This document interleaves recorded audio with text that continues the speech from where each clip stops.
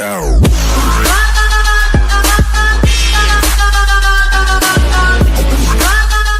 Lift like this and grow forever. When I was a young lifter, I looked to IFBB professional bodybuilders for guidance on training and diet. Every day, it seemed, I would go online and look for videos of lifters like Jay Cutler and Evan Centopani to help me stay motivated and learn the best exercises to train each muscle group.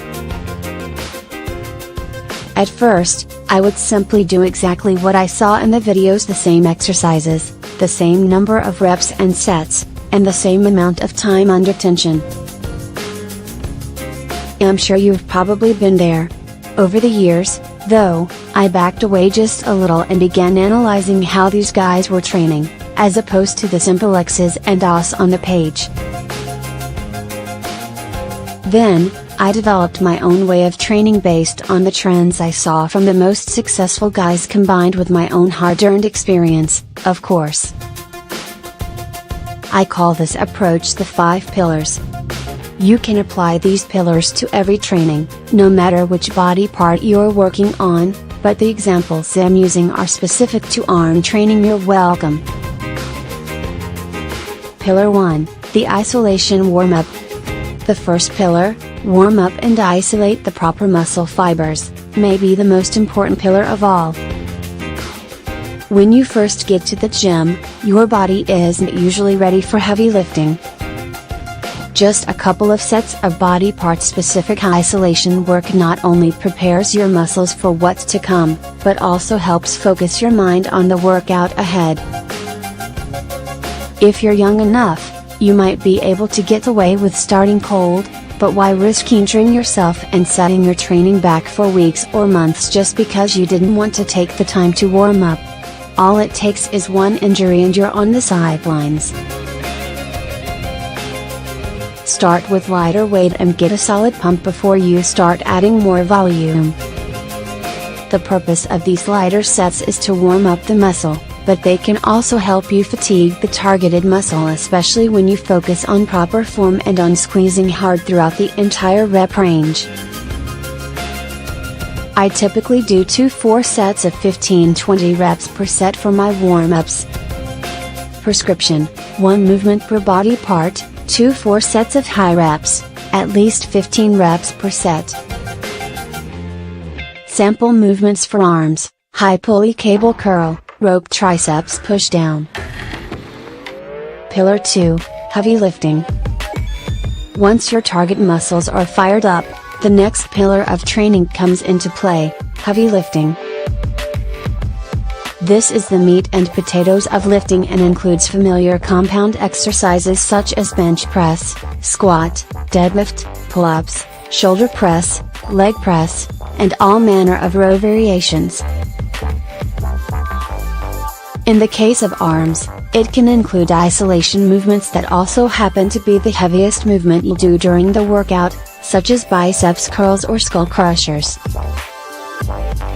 These exercises are great for building overall size and strength, but come with a much higher risk of injury.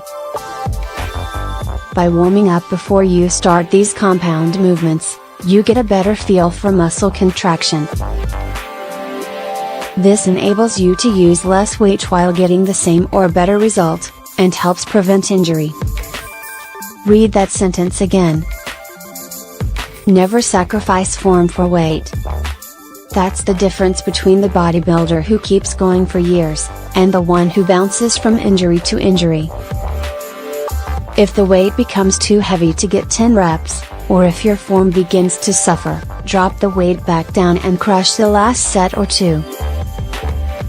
You always want to push yourself, but it's okay to go back down in weight if it's too heavy. This is bodybuilding, not ego building. Prescription: 1-2 movements per body part, 3-4 sets, progressively increasing weight to drop rep range from 15-20 per set to 10-12 per set. Sample movements for arms: barbell curl, S-bar curl, preacher curl, close grip bench press, weighted push-ups, dips, all manner of skull crushers. Pillar 3, Active Recovery and Time Under Tension. Following the heavy compound lifts, I move to the Active Recovery pillar.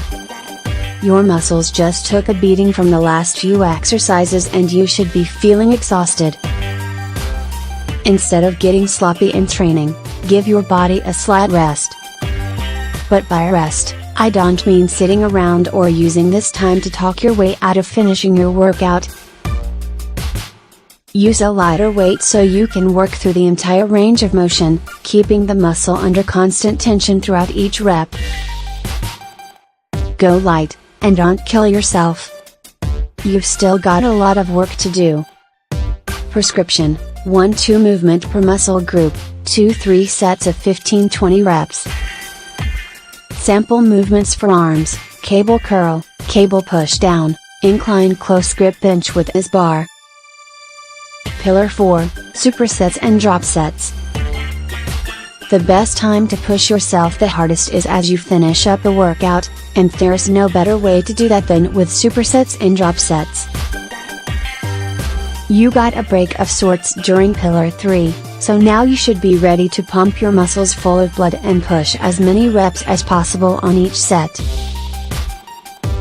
This is where you stop counting, and just keep working.